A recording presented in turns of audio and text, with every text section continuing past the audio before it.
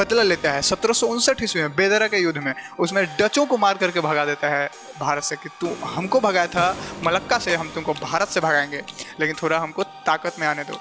आता है तो पूरा युद्ध का पूरा सामान लेकर के आता है, जिसे ब्रिटिशर्स को ये लगा कि अब जहांगीर को थोड़ा सा हमको अपना पराक्रम दिखाना पड़ेगा कि आखिर हम हैं कौन। तो दुनिया का जो सबसे ताकतवर नौसेना स्पेन का होता है, वो 1588 के बाद इंग्लैंड दुनिया का सबसे ताकतवर नौसेना वाला हो जाता है देश। पिछली क्लास में हमने ये बताया कि किस तरीके से यूरोपियंस कंपनियां भारत में आती है और अमेरिका में जाती है, और अमेरिका से सोने चांदी जैसे कीमती धातुएं ले करके जाते हैं अपने यहाँ, और वहाँ से फिर भारत और एशिया में लेकर के आते हैं और यहाँ से व्यापार करके जाते हैं।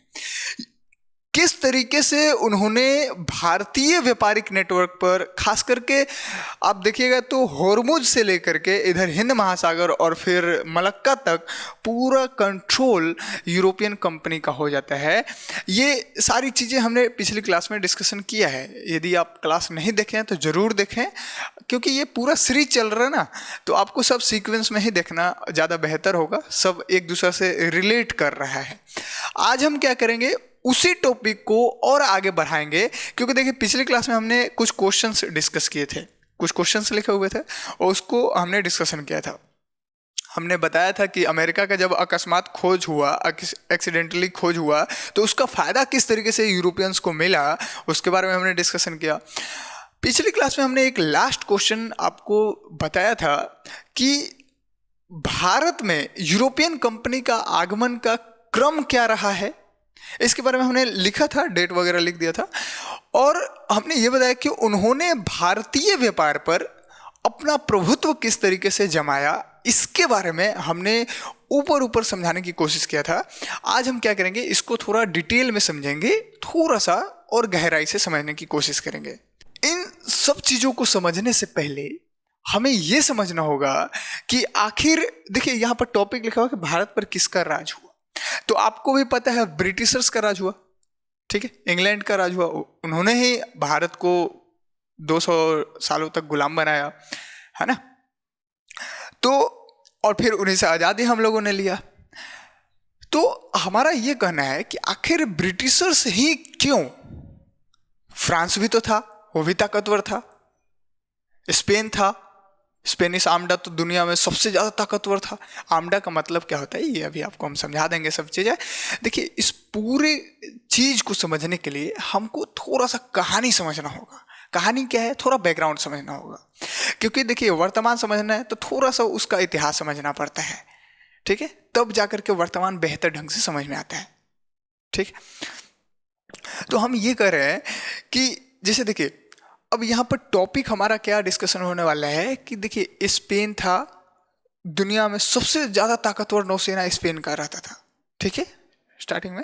लेकिन जब 1588 में जब युद्ध होता है इंग्लैंड और स्पेन के बीच, तो स्पेन उस समय हार जाता है, और जिसकी वजह से इंग्लैंड दुनिया का सबसे ज़्यादा पावरफुल नौसेना हो जाता है इंग्लैंड का, और वो लगभग 350 वर्षों तक होता है, लगभग सेकेंड वर्ल्ड वॉर तक होता है। समझ सकते हैं क्या हुआ था, इस पूरे घटना को समझने की कोशिश करते हैं, ठीक है। देखिए तो यहाँ पर समुद्री शक्ति की बात कर रहे हैं कि 1588 में जब इंग्लैंड और स्पेनिश शक्तियाँ जब आपस में अटलांटिक महासागर में जब जाती है और युद्ध करना शुरू कर देती है, क्यों करती है इसका कारण समझिए। देखिए इससे पहले थोड़ा सा और पहले जाते हैं हम, यहाँ नहीं लिखा है, थोड़ा सा और पहले जाते हैं 1580, ठीक है। 1580 में क्या होता है, देखिए फिर 1580 में क्या होता है कि पुर्तगाल और स्पेन, देखिए स्पेन का एक राजा होता है, फिलिप नाम होता है, लुई फिलिप ऐसे कुछ नाम है उसका, तो उससे मतलब छोड़ो, उसका मतलब नहीं, मेन कहानी कॉन्सेप्ट समझना है। देखो स्पेन का एक राजा होता है, उसने क्या किया कि पुर्तगाल के ऊपर अटैक करके पुर्तगाल को समूल कब्जा कर लिया, ठीक है। अब जब पुर्तगाल कब किया था, 1580 में, ठीक। अब जब पुर्तगाल को कब्जा कर लिया स्पेन, तो पुर्तगाल के जितने भी नौसेना शक्ति है, नौसैनिक शक्ति, और जितने भी उसके धन वगैरह हैं, चाहे वो फोर्स वगैरह है या फिर हथियार वगैरह है, सब चीज का कंट्रोल स्पेन के हाथों में चला गया। समझ आ रहा बात? अब स्पेन हो गया ज्यादा ताकतवर। एक्चुअल में स्पेन के पास बड़े बड़े जहाज होते थे, बहुत बड़े बड़े जहाज होते थे, और उस जहाज का टक्कर पूरी दुनिया में उस समय नहीं था। कब? 16वीं सदी की बात कर रहे, 1580 के आसपास के बात कर रहे। पूरी दुनिया में स्पेन के जहाज का टक्कर नहीं था, इसलिए स्पेनिश जहाज का नाम स्पेनिश आर्मडा बोला जाता था। ठीक है, क्या बोला जाता है? आर्मडा। तो स्पेनिश आर्मडा, अब ये सबसे ज्यादा ताकतवर थे। लेकिन फ्रांसीसी ड्रेक नाम का एक, वो छोड़ो, नाम छोड़ो, इंग्लैंड का जो, मतलब इंग्लैंड के जो नाविक होते थे, इंग्लैंड, खास करके आप इंग्लैंड से बात समझो, इंग्लैंड क्या करता था, बार बार स्पेनिश जहाजों पर टक्कर करते रहता था। ठीक। अब स्पेन के लोगों को ये लगता था बार बार ये हमको तकलीफ देता है, एक काम करते हैं, इसी को समाप्त करते पहले। तो 1588 में स्पेन ने क्या कर दिया, अटलांटिक महासागर में, इंग्लिश चैनल एक है, अटलांटिक महासागर में है, तो इंग्लिश चैनल में क्या कर देता है, युद्ध छेड़ देता है इंग्लैंड के खिलाफ, और इंग्लैंड उस युद्ध में जीत जाता है, स्पेन हार जाता है। अब इंग्लैंड जीत कैसे जाता है ये समझो। तो देखो, इसके 2-3 कारण हैं। पहला कारण तो ये है कि इंग्लैंड के पास जो नाव होते थे, जो जहाज होते थे, वो पतले होते थे, लंबे होते थे और हल्के होते थे। ठीक है, और वो फुर्तीबाजी मतलब करना आसान होता था, स्पीड आसान होता था, उनका स्पीड चलता था। और स्पेन के पास कैसा जहाज होता था, भारी जहाज, भारी भरकम बड़ा जहाज एकदम होता था। ठीक है, वो स्थिर रहता था और धीरे धीरे चलेगा, जाहिर सी बात है। लेकिन इंग्लैंड का फुर्तीबाजी वाला पहला कारण। तो जब कंडीशन बदलता, इंग्लैंड तुरंत चेंज कर देता अपना पूरा रणनीति। ठीक है, रणनीति बदला तो नाव भी बदल जाता था, जहाज का डायरेक्शन भी बदल जाता। लेकिन स्पेन रणनीति बदलने में उतने मतलब जल्द जल्द रणनीति नहीं बदल सकते थे। कारण क्या है, उनका जहाज बहुत भारी होता था, बड़े बड़े बेड़े होते थे। तो ये एक पहला कारण तो ये है। दूसरा कारण क्या है पता है? दूसरा कारण ये है कि स्पेन के लोग क्या करते थे ना, बड़ा जहाज होता था, पहले जहाज को सटाते थे दूसरे के जहाजों के पास, वहां से रस्सी लगा दे, और रस्सी पर चढ़ के स्पेन के जो सैनिक होते थे वो जाते थे दूसरे जहाजों पर, और वहां युद्ध करते थे इस तरीके से। ठीक है, लेकिन इंग्लैंड के जो जहाज थे वो किस तरीके से युद्ध करते थे? इंग्लैंड वाले सब दूर ही रहेंगे, नजदीक जाएंगे ही नहीं, दूर ही रहेंगे, वहां तोप रखेंगे और तोप से मार करके उड़ाएंगे। नजदीक जाना ही नहीं, नजदीक जाएंगे तो फिर वो मार देगा, क्योंकि उसके पास सैनिक बड़े बड़े, मतलब बड़े सैनिक थोड़े, सैनिक बहुत ज्यादा है, क्योंकि बड़ा जहाज है तो सैनिक ज्यादा है। और ये लोग क्या करते थे, तोप से मारने की शुरुआत कर देते। ये तो 2 कारण था ही। एक कारण और क्या हुआ, नेचुरल कारण इसको बोलते हैं, कि इंग्लिश चैनल में जब स्कॉटलैंड और ये आयरलैंड के तटों के पास जब वापस आ रहे थे स्पेन के जहाज, तो हुआ कि साइक्लोन आ गया था उस टाइम। और साइक्लोन आया नहीं, चक्रवात आया, तो उस चक्रवात में भयंकर तूफान आ गया समुद्र में, उसमें फंस गया स्पेन का जहाज, और पूरा स्पेन का जहाज का तहस नहस हो गया। इंग्लैंड की तरफ नहीं आया चक्रवात स्पेन की तरफ, तो स्पेन का जहाज पूरा टूट गया। अगर इंग्लैंड की तरफ चक्रवात आता तो इंग्लैंड का जहाज टूट जाता। समझ में आ रहा बात? अब ये 3 कारण है जिसकी वजह से स्पेनिश आर्मडा हार जाती है इंग्लैंड के नौसेना से, जिसकी वजह से इंग्लैंड दुनिया का सबसे प्रतिष्ठित और पावरफुल नौसेना हो जाता है। और ये कब तक रहता है? 2nd वर्ल्ड वॉर तक। समझ आ रहा बात? ये पूरा कहानी है, ये आपको समझ में आ गया होगा। अब यहां पर आप ये समझो कि पुर्तगाल को कब्जा किया है स्पेन, और स्पेन को हरा दिया इंग्लैंड। तो सबसे पावरफुल कौन हो गया नौसेना में? इंग्लैंड हो गया। और नौसेना पावरफुल है तो लगभग हर चीजों में पावर उसका बढ़ता गया। इंग्लैंड को यदि कोई बेहतर ढंग से टक्कर दे पाया है तो वो फ्रांस ही दे पाया है, और कोई टक्कर नहीं दे पाया बढ़िया से। समझ में आ गया बात? अब इस पूरी कहानी को समझ गए? यही पूरा कहानी यहां पर लिखा हुआ है, एक बार पढ़ देते हैं, बस 1 मिनट लगेगा। 1588 में स्पेनिश आर्मडा ने इंग्लैंड के खिलाफ समुद्री शक्ति में महत्वपूर्ण लड़ाई लड़ी। स्पेन का विशाल बेड़ा दुनिया का सबसे बड़ा था, लेकिन इसने इंग्लैंड की छोटी और तेज नौसेना को हराने में असफलता का सामना किया। इस हार ने इंग्लैंड को समुद्र का नया राजा बना दिया, जिसने भारत में व्यापार और शक्ति के लिए रास्ता खोल दिया। सुना के बाद अब ये 16वीं शताब्दी के आसपास की बात है, मतलब लगभग 16वीं शताब्दी खत्म होने वाला है। इसके बाद अब समझो हुआ क्या है। देखो थोड़ा सा जहाज में अंतर बताते हैं। जहाज में अंतर क्या है, देखो स्पेन का जहाज गैलियन जहाज होता था, मतलब था, और ब्रिटिश जहाज रेस्ट गैलियन जहाज था, उसको रेस्ट बिस्ट गैलियन बोलते हैं। यानी कि ये बड़े बड़े जहाज होते थे, भारी होते थे, और ये छोटा तेज हल्का इस तरीके से लंबा लंबा होता था। तो इसी कारण से ये इस तरीके से ब्रिटेन जो है वो जीत जाता है, स्पेन को हरा देता है। अब जब समुद्री शक्ति का ताज की बात करें तो ये तो वही चीज बता रहा है, ठीक है, कि मतलब इंग्लैंड अब ताज पहन लेता है समुद्र की शक्ति का, समुद्र की शक्ति का नया राजा बन जाता है इंग्लैंड, ठीक है, उसी की बात कर रहे हैं। अब आते हैं थोड़ा सा हम और आगे आते हैं तो भारत में यूरोपीय शक्तियों का आगमन की बात करते हैं, ठीक है, कि भारत में यूरोपियन कंट्री एंटर किए तो किस तरीके से। अब देखो इनका क्रम क्या रहा है, पहले इस क्रम को समझते हैं कि सबसे पहले कौन आए, फिर कौन आए, फिर कौन आए, इस तरीके से समझते हैं, और फिर हम समझेंगे कि यहाँ पर क्या क्या उन्होंने किया है, आपस में कंपटीशन किया, और उसके बाद यहाँ का मेन राज कौन किया इस भारत पर, उसके बारे में आपको पता ही है, ब्रिटेन किया है, लेकिन किस तरीके से किया है उसके बारे में हम जानेंगे। देखिए आगमन का शुरुआती केंद्र, अच्छा चलो सब चीज़ बताते हैं अभी।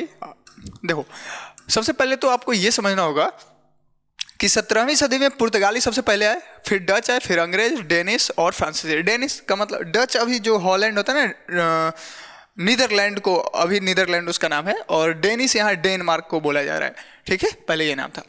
तो इन सब का क्रम थोड़ा सा हम समझने की कोशिश करते हैं, ठीक है।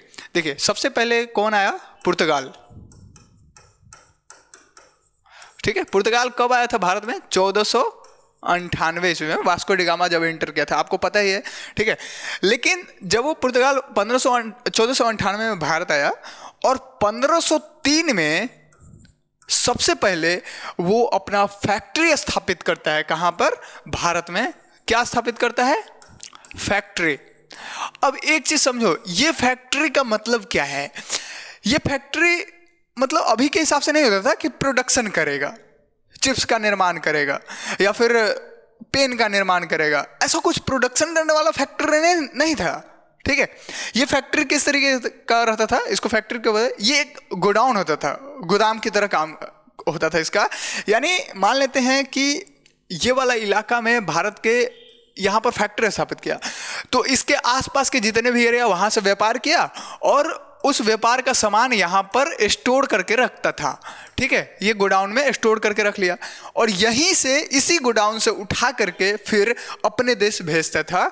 तो ये एक गोदाम का काम करता था, इसी को बोलते हैं फैक्ट्री, स्थायी रूप से। हाँ, ये मेरा फैक्ट्री, ये मेरा इलाका वाला फैक्ट्री है, और जितने भी निर्यात और आयात करने हैं यही फैक्ट्री से सामान जाएगा, और बाकी भारत के एरिया से पूरा सामान खरीद करके, और जो भी मतलब खरीदना है, बेचना है, वो सब यही फैक्ट्री से शुरू करता था।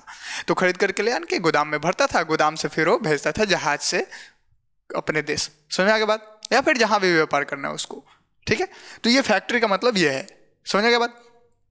तो पुर्तगाल 1503 में कहां पर, कोचीन में, कहां पर, कोचीन में सबसे पहले,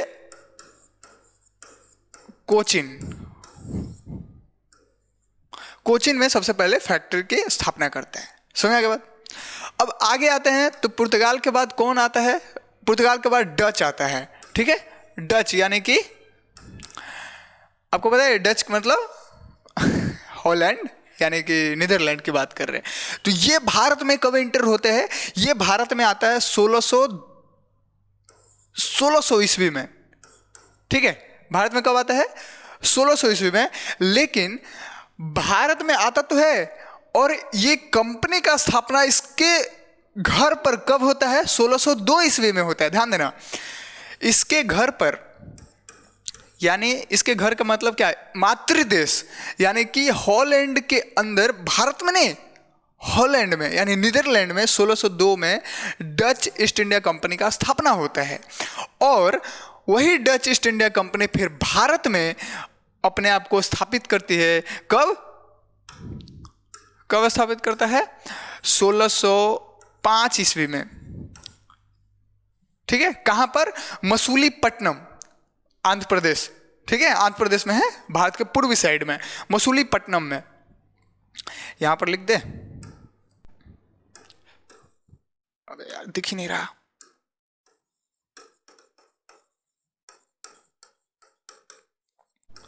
मसूलीपट्टनम कहां पर है? आंध्र प्रदेश में। ठीक है, उसके बाद फिर अंग्रेज आते हैं।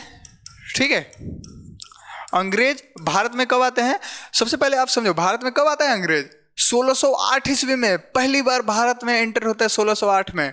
लेकिन एक चीज और समझो, अंग्रेज पहले यहां पर लिख देते हैं, 1608 ईस्वी में भारत एंटर करता है कहाँ? सॉरी, अंग्रेज एंटर करता है कहाँ?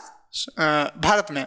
और इनका मातृ देश में जो अंग्रेजी ईस्ट इंडिया कंपनी है, ईस्ट इंडिया कंपनी, उसका यानी ब्रिटिश ईस्ट इंडिया जो कंपनी है, इसका स्थापना 1600 ईस्वी में हो जाता है। कहाँ पर? इंग्लैंड में। कब हो जाता है? 1600 ईस्वी में। लेकिन वो भारत में नहीं आते हैं, भारत में आते हैं 1608 में। समझने के बाद, और ये भारत में पहली बार फैक्ट्री की स्थापना करते हैं कब? 1613 ईस्वी में। कहां पर? सूरत में। सूरत कहां है? आपको पता होगा, गुजरात में। ठीक है, तो देखो 1613 में क्यों गया, 1608 में आया, इसका एक कहानी है। ठीक है, वो कहानी अभी आपको हम समझाएंगे। पहले एक बार ये चीजें बता देते हैं आपको, टाइम। ठीक है, उसके बाद आपको यही कहानी जानना बहुत जरूरी है, तो आपको समझाएंगे। अंग्रेजों के बाद फिर आता है डेनिस, तो डेनमार्क। डेनमार्क ये कब आता है? देखो भारत में ये इंटर करता है कब? 1600 मतलब देखो 1618-19 के आसपास आप देखिएगा तो ये भारत में इंटर करता है, 1618-19 में। अब इनका जो कंपनी था डेनमार्क ईस्ट इंडिया कंपनी, ये डेनमार्क का जो कंपनी था वो डेनमार्क में कब बना था? 1617 ईस्वी में, सॉरी 1616 में। कब बना था? 1616 ईस्वी में ये कंपनी का स्थापना हुआ था। ठीक है, डेनमार्क का। लेकिन ये भारत में अपना पहला फैक्ट्री स्थापित करते हैं। ये कब स्थापित करते हैं? 1600 आप देखिएगा तो 18 में, हालांकि 1618 में नहीं, 1620 में करते हैं। ठीक है, 1620 में ये पहला फैक्ट्री स्थापित करते हैं। कौन? डेनमार्क। और ये जाहिर सी बात है, डेनमार्क कर रहे हैं, स्थापना कर रहे हैं, तो आप देखिएगा डेनमार्क का कोई बेहतर मतलब वो नहीं रहा है। और क्या इसको कहना चाहते हैं हम, जिसे डेनमार्क का कोई खास रोल नहीं रहा है, इसको बहुत जल्दी सब खदेड़ के भगा दिया है। ठीक है, कंपटीशन में ये खास उतना टक्कर नहीं दे पाए। कंपटीशन में अगर कोई टक्कर दिया तो थोड़ी बहुत मात्रा में डच दिया था, पुर्तगाल को भी भगा ही दिया अंग्रेज सब। और जैसे बात है, स्पेन में हरा दिया, तो स्पेन को ही हरा दिया, तो डच पुर्तगाल क्या ही सामना करेगा इंग्लैंड का। फ्रांसीसी जो है ना कंपनी, वो थोड़ा सा इसको क्या करता है कि मतलब टक्कर दे पाते हैं। और ये फ्रांस का कंपनी यदि हम बात करें तो French east India company Bharat में इंटर करते हैं 1600 ये भारत में 1667 ईस्वी में शायद आते हैं।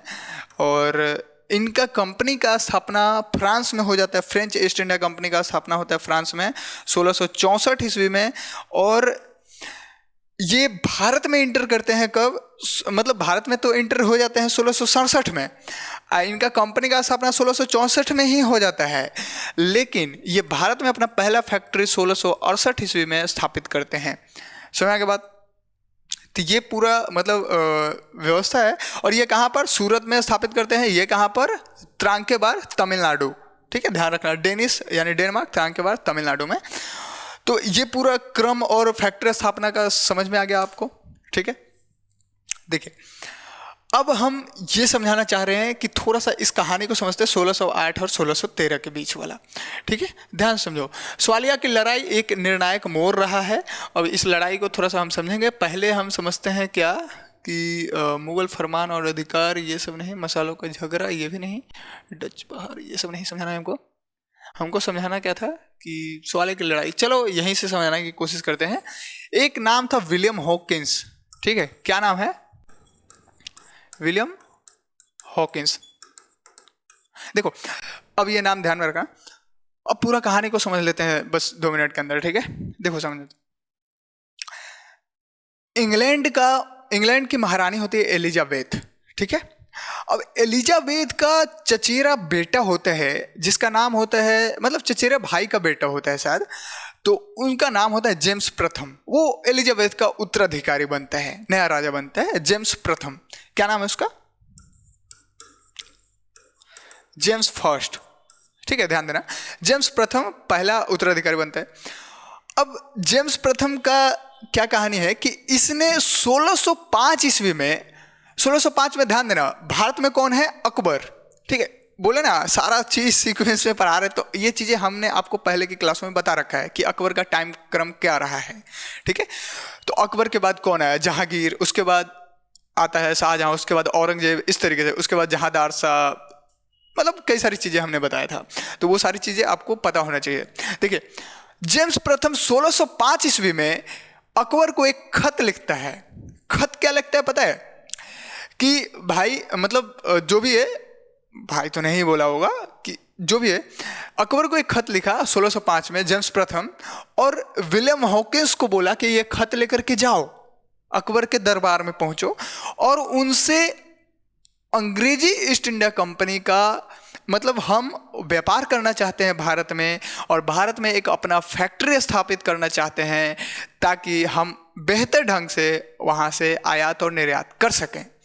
तो फैक्ट्री की स्थापना करने के लिए, हम अपनी कंपनी की स्थापना करने के लिए, हम, कंपनी तो इंग्लैंड में स्थापित हो गया, लेकिन उसी कंपनी का नया ब्रांच समझौते एक तरीके से फैक्ट्री की स्थापना करने के लिए भारत में हमको अनुमति चाहिए। और वो अनुमति कौन देगा? जो भारत का राजा है। उस समय राजा कौन था 1605 में? अकबर। लेकिन ये भी चीज ध्यान रखो कि 1605 में अकबर तो था, लेकिन 1605 में ही अकबर का डेथ हो जाता है, और उसके बाद बनता कौन है? जहांगीर। अब देखो संचार व्यवस्था कितना खराब था कि 1605 में अकबर को खत लिखता है, लेकिन 1605 में अकबर मर भी जाता है, और 1608 में विलियम हॉकिंस पहुंचता है भारत में। कब? 1608 में। अब 1608 में विलियम हॉकिंस जब भारत में पहुंचता है तो देखता है कि जहांगीर है, तो विलियम हॉकिंस ये समझता है कि अरे यार, जहांगीर को कैसे खुश करे, अब ये पता नहीं अपने पापा के जैसा है कि नहीं, अकबर के जैसा है कि नहीं, तो क्या करे। तो एक काम करते हैं, हॉकिंस को आता था फारसी भाषा, फारसी लैंग्वेज, उसको 2-3 लैंग्वेज आता था, फारसी लैंग्वेज भी आता था, तो जहांगीर को भी आता था फारसी। अब जहांगीर को खुश करने के चक्कर में ये क्या किया हॉकिंस कि फारसी भाषा में बात किया कि ताकि प्रसन्न हो जाए, और अच्छे से समझाया फारसी में। तो जहांगीर प्रसन्न भी हो गया, और प्रसन्न हो गया तो हॉकिंस बोला कि हमें अनुमति दे दीजिए सर। तो जहांगीर बोला ठीक है, अनुमति दे देते हैं, जाओ आगरा में तुम अपना पहला फैक्ट्री स्थापित कर लो, ठीक है। आगरा में बोल दिया कि जाओ अपना स्थापना कर लो। हुआ क्या? अब जहांगीर को एक बात का डर सता रहा था कि दे तो दे रहे हैं अनुमति, लेकिन अगर मान लेते हैं कि पुर्तगाल जो आया है यहाँ पर, और पुर्तगालियों का जो कब्जा है पूरे व्यापारिक नेटवर्क पर, आपको ध्यान होगा हमने ब्लू वाटर पॉलिसी की बात किया था पिछले क्लास में। कार्टाज सिस्टम उसमें था कि कोई भी जहाज अगर जाता है हिंद महासागर या अरब सागर या बंगाल की खाड़ी या फिर किधर, ये पूरा व्यापारिक नेटवर्क पर ही उनका कंट्रोल था, तो जाता है तो उसको पहले पुर्तगालियों से परमिट लेना पड़ता था, उसी को कार्टाज सिस्टम बोलते हैं। अब वो परमिट, अब देखो अगर जहांगीर को ये डर है कि कहीं हम दे दिए ब्रिटिशर्स को फैक्ट्री की स्थापना करने के लिए, पुर्तगालियों को अच्छा नहीं लगा, तो हो सकता है हम लोगों का व्यापार भी बाधित हो जाए, और हज यात्रा जो जाता है मक्का मदीना में सब जहाज के द्वारा ही जाता है, तो हो सकता है वो जहाज को भी दिक्कत हो जाए। तो डर तो सता रहा था जहांगीर को, और ये चीज़ें जब पुर्तगालियों को पता चला तो ये डर सही में सही था। तो पुर्तगाली सब जहांगीर को धमकी दे दिया कि आप किसी भी दूसरे यूरोपियन कंपनी को भारत में फैक्ट्री स्थापित करने का अनुमति नहीं दे सकते हैं, क्योंकि इस पर कंट्रोल हमारा है और हम नहीं चाहते हैं आप दीजिए। आप ऐसा कीजिएगा तो आपका हज यात्रा करने वाला जो जहाज है हम उसको डुबो देंगे। समझ में आ रहा बात? तो जहांगीर डर गया और उसके बाद वो अनुमति वापस ले लेता है हॉकिंस से। अब हॉकिंस तो ये सारा मामला समझ रहा है कि ये पुर्तगालियों से डर करके वापस ले लिए हैं। बेचारा हॉकिंस वापस चला गया अपने मायूस होकर के। लेकिन ब्रिटिशर्स को ये जरूर पता चल गया कि अरे यार ये तो पुर्तगाली से डर गए। पुर्तगाली, स्पेन ने उस पर कब्जा कर रखा और स्पेन को हमने हराया, हम तो पुर्तगालियों को इतना मारेंगे कि सिर हो जाएगा। और ये पुर्तगाली से डर गए। चलो कोई बात नहीं। तो ब्रिटेन से यानी इंग्लैंड से फिर एक आता है आदमी जिसका नाम होता है थॉमस बेस्ट। ठीक है, थॉमस बेस्ट आता है इस बार, और आता है तो पूरा युद्ध का पूरा सामान लेकर के आता है। जिसे ब्रिटिशर्स को ये लगा कि अब जहांगीर को थोड़ा सा हमको अपना पराक्रम दिखाना पड़ेगा कि आखिर हम हैं कौन, तो ताकत दिखाना पड़ेगा। पूरा युद्ध का सामान लेकर के आता है, जहाज में भर करके हथियार वगैरह लेकर के आता है और जबरदस्ती में सवाली का लड़ाई करता है। सवाली एक जगह है, वहां पर क्या करते हैं, जबरदस्ती में पुर्तगालियों से लड़ाई कर देता है, लड़ाई छेड़ देता है। पुर्तगाली को पीट पीट करके एकदम स्थिर कर देता है और इतना पीटता है कि उसको गोवा दमन में समेट कर रख देता है। अब जब सवाली का युद्ध होता है तो पुर्तगाली समुद्र एकाधिकार को चुनौती मिला, जिसमें अंग्रेजी रणनीति विजय हो गया अंग्रेज। अब जब ये सवाली का युद्ध शायद 1612 ईस्वी में होता है, तो जब जहांगीर देखता है कि अरे ये तो पुर्तगालियों को इतना धो दिए हैं, तो समझ सकते हो जहांगीर खुश होकर के अंग्रेज जो थॉमस बेस्ट था उसको बोला कि भाई तुम अपना फैक्ट्री स्थापित करो, कोई दिक्कत नहीं हमको, लो आगरा में करो, सूरत में करो, जहां तुमको करना है करो। तब जाकर के 1613 ईस्वी में सूरत में पहला फैक्ट्री स्थापित करता है अंग्रेज। समझ में आ गया बात? ये कहानी है अंग्रेजी फैक्ट्री की स्थापना का। क्लियर है? अब और आगे आते हैं तो प्रेसिडेंसी का विकास और शासन। देखिए अब जब और आगे हम आते हैं तो सवाली का जो युद्ध होता है वो जीत जाता है, सूरत में अपना पहला फैक्ट्री स्थापना कर देता है। यही सूरत है जहां पर पहली बार मतलब अपना प्रेसिडेंसी बनाता है, अपना मुख्यालय बनाता है और यहीं से पूरा व्यापार को कंट्रोल करता है। ब्रिटिश का पहला प्रेसिडेंसी ब्रिटिशर्स का ये सूरत में ही बनता है। ठीक है, फिर उसके बाद मद्रास बनता है, बंगाल बनता है, मुंबई बनता है, ये सब होते हैं। समझ गया? और सब प्रेसिडेंसी का फिर जाकर के आगे बंगाल में भारत का प्रेसिडेंसी बनता है, यानी बंगाल से ही पूरे भारत को कंट्रोल किया जाता है। ये कौन करता है? ब्रिटिशर्स। समझ गया? ब्रिटिश ईस्ट इंडिया कंपनी की बात कर रहे हैं। तो ये पूरा कहानी है और उसी से फिर शासन व्यवस्था में आगे बढ़ते हैं। वो सब चीज़ें आगे हम बात करेंगे। ठीक है, बस इतना थोड़ी चीज़ें आपको समझा रहे हैं। मुगल फरमान और व्यापारिक अधिकार की बात करते हैं। देखिए अब इसी सिचुएशन में जब आगे हम आते हैं तो 1717 ईस्वी में, इसके बारे में और आगे हम डिटेल में बात करेंगे, लेकिन बस अभी थोड़ा आपको जानकारी देते हैं। ब्रिटिशर्स जब पूरा प्रेसिडेंसी बनाते हैं, बंगाल वगैरह पर कब्जा कर लेते हैं, कंट्रोल करना शुरू कर देते हैं। उस समय तो कब्जा नहीं होता, लेकिन जब मुगल साम्राज्य का पतन हो जाता है, 1707 में औरंगजेब का डेथ हो जाता है, उसके बाद मुगल साम्राज्य धीरे धीरे पतन की ओर मुंह अपना बढ़ा लेता है, बढ़ने लगता है। तो 1717 ईस्वी में 1770 में लगभग फर्रुखसियर नाम का एक शासक होता है, मुगल शासक होता है। वो 1713 में बनता है मुगल शासक। तो 1717 में उसने क्या कर दिया कि ब्रिटिश ईस्ट इंडिया कंपनी को एक फरमान दे देता है कि आप मुफ्त में व्यापार करो, कोई दिक्कत नहीं है। ठीक है, आप फ्री में व्यापार कर सकते हो। अब इसका फायदा ब्रिटिश खूब उठाते हैं, खुद तो मुफ्त में करते ही है और अपना परमिट बेच करके और भी भारतीय व्यापार को तहस नहस कर देते हैं।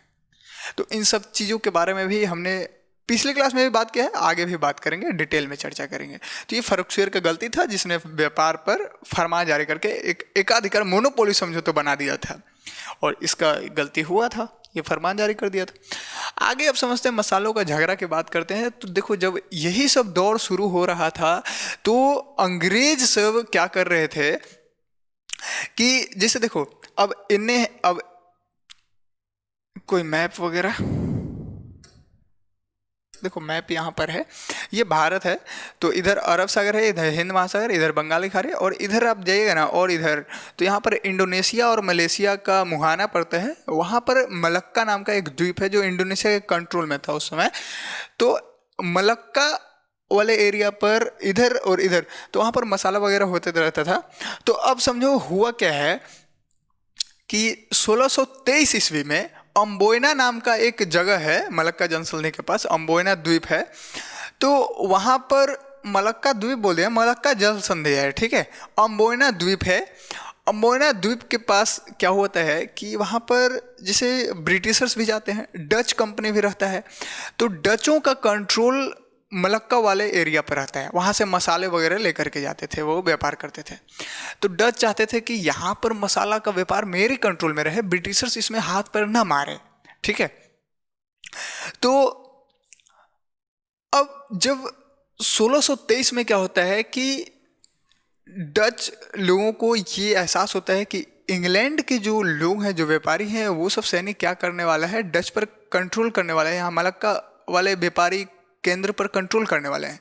तो उसने क्या कर दिया कि ब्रिटिशर्स का लगभग 10 व्यापारी था या 10 सैनिक आप बोलो, तो 10 इंग्लैंड को और एक दो उधर फ्रांस के लोग, ये जापान का था, जापान का एक्चुअल में खरीदा हुआ सेना था सब, वो ब्रिटिशर्स की तरफ से लड़ रहे थे, तो वो सब थे। इन सबको क्या किया कि डच वाले ने झूठा मुकदमा चला दिया। ऐसा कौन बोलता है? ब्रिटिशर्स बोलते हैं, ध्यान देना, हो सकता है सच बोल रहे हो डच वाले सब, लेकिन ब्रिटिशर्स बोलते हैं कि झूठा मुकदमा चलाया और बोला कि ये सब हमको मारने वाले थे, इसलिए हम इनके ऊपर मुकदमा चलाएंगे, और तरपा तरपा करके मार दिया, ठीक है। यही बोलते हैं अम्बोयना नरसंहार, सबका नरसंहार कर दिया था डच वाले ने।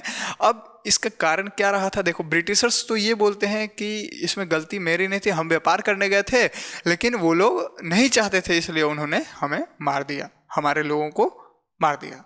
समझ के बाद डच वाले जाहिर सी बात है वो बोलेंगे कि नहीं, हम यहाँ पर व्यापार कर रहे थे, वो हमारे व्यापार को छीनना चाह रहे थे, और ये चीज़ें हमें सूत्रों से पता चला है, इसलिए हम उन पर कोर्ट मार्शल करें, मतलब उन पर केस किए, फिर मुकदमा चला और उनको फांसी दे दिया गया। ये हुआ है, बस और कुछ नहीं हुआ है। तो डच वाले ये बोलते हैं, ब्रिटिशर्स ये बोलते हैं। समझ के बाद उसमें जापान का भी कुछ सैनिक था, वो भी, ठीक है। तो डच एक्चुअल में 1623 में अम्बोयना में नरसंहार करके ब्रिटिशर्स को यहाँ से खदेड़ देता है मलक्का वाले एरिया से, और बोलता है चलो भागो यहाँ से, तुमको यहाँ पर कंट्रोल नहीं करने देंगे हम।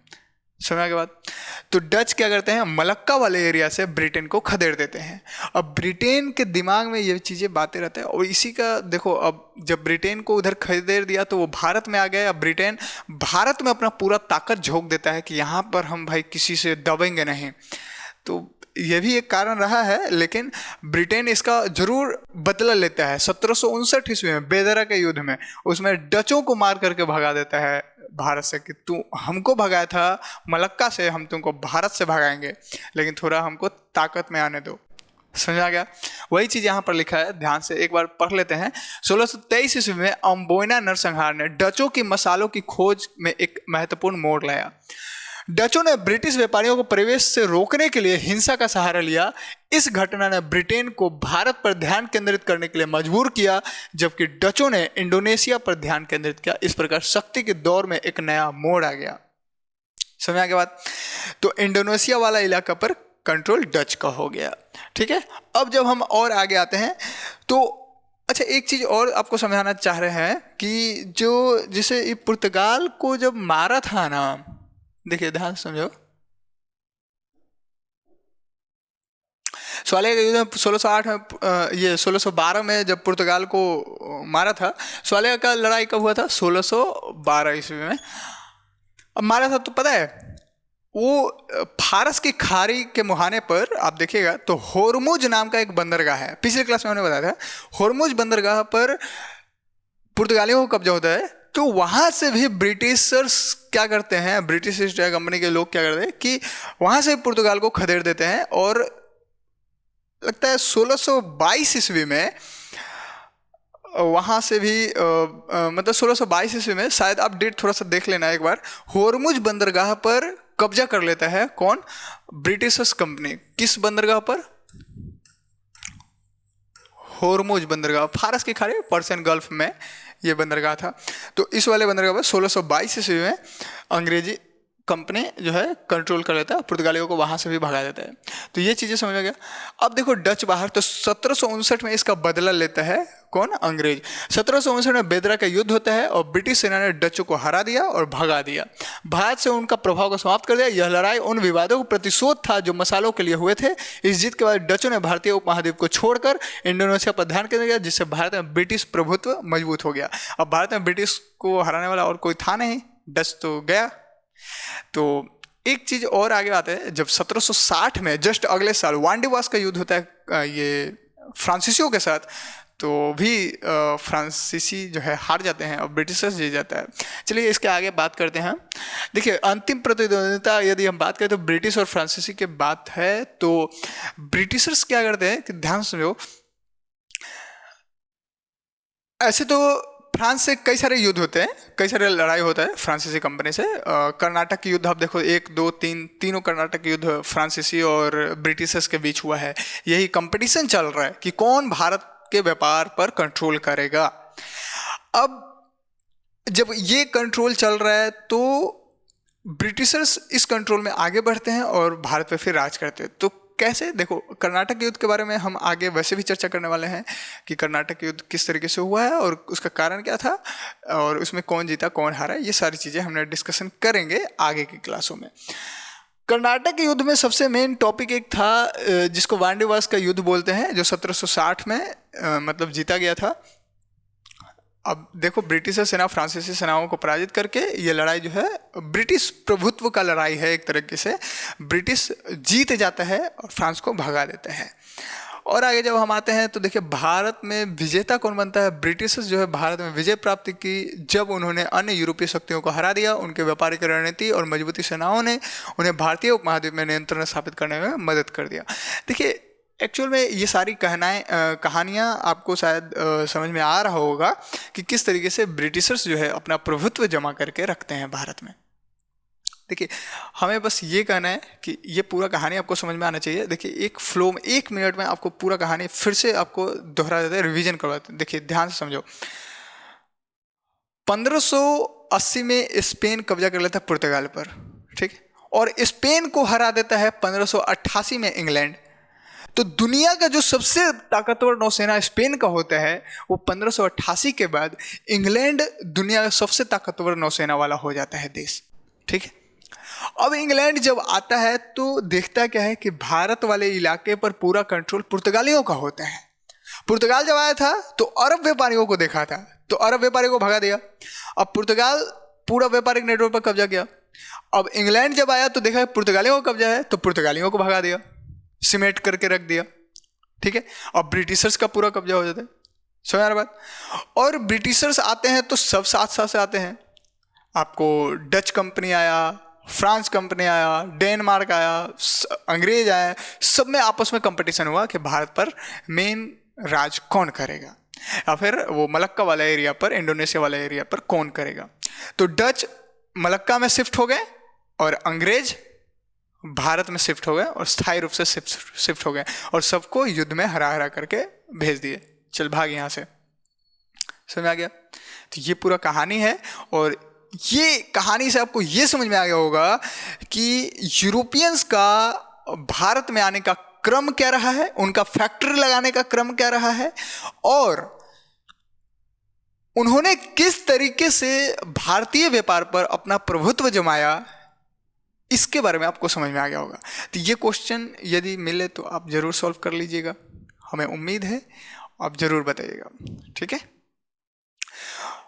तो अंतिम बात, इस दौर से ये एक रेस चल रहा था, कौन राज करेगा। इस रेस में हमको क्या सिखाता है?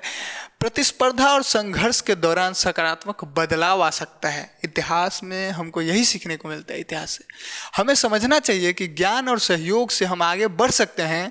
क्या आप सोचते हैं कि वैश्विक दृष्टिकोण से इस दौर की क्या महत्व है?